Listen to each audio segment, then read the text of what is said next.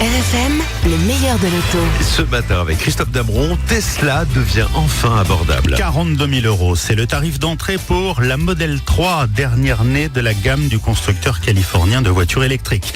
Jusqu'ici, le catalogue proposait une grande berline, la Model S, et un SUV au porte-arrière papillon, le Model X, tous les deux pouvant largement dépasser les 150 000 € en fonction des versions. Désormais, la Model 3 démocratise l'accès à la voiture high-tech. 3 possibilités pour cette version qui vient concurrencer dans ses dimensions la BMW série 3 ou encore l'Audi A4. D'abord le modèle d'accès, 42 600 € exactement, une fois déduit le bonus gouvernemental.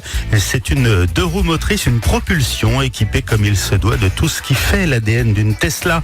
Un écran géant connecté à vie qui permet une évolution de ses fonctions en permanence, un réseau de superchargeurs permettant de traverser toute l'Europe et la fameuse fonction de pilotage automatique. Cette nouvelle variante sur le marché français affiche une vitesse maxi de 225 km/h et un 0 à 100 en 5 secondes 6. Assez pour provoquer la nausée de vos passagers qui ne sont pas habitués à ce genre de poussée. La Model 3 propose également 2 autres variantes en 4 roues motrices cette fois, avec une grande autonomie à partir de 53 000 € et puis une version performance qui s'affiche elle à 62 800 €.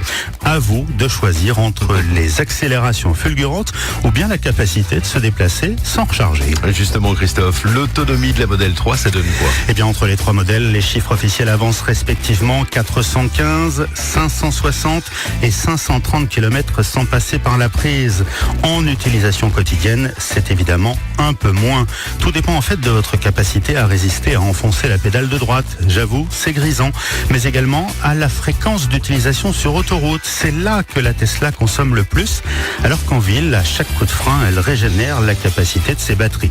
Sinon, à conduire, l'auto est extrêmement agréable, avec une ambiance zen, notamment grâce à ce tableau de bord totalement épuré, où toutes les informations et les commandes passent par la tablette centrale. Il faut juste quelques heures d'adaptation pour apprécier les capacités de la voiture, qu'on peut évidemment paramétrer avec son téléphone, comme régler la clim depuis chez soi avant de partir, ou enclencher le mode sentinelle qui enregistre avec les 8 caméras extérieures tout ce qui se passe autour si l'on tente de la secouer, de casser une vitre ou de s'introduire à bord.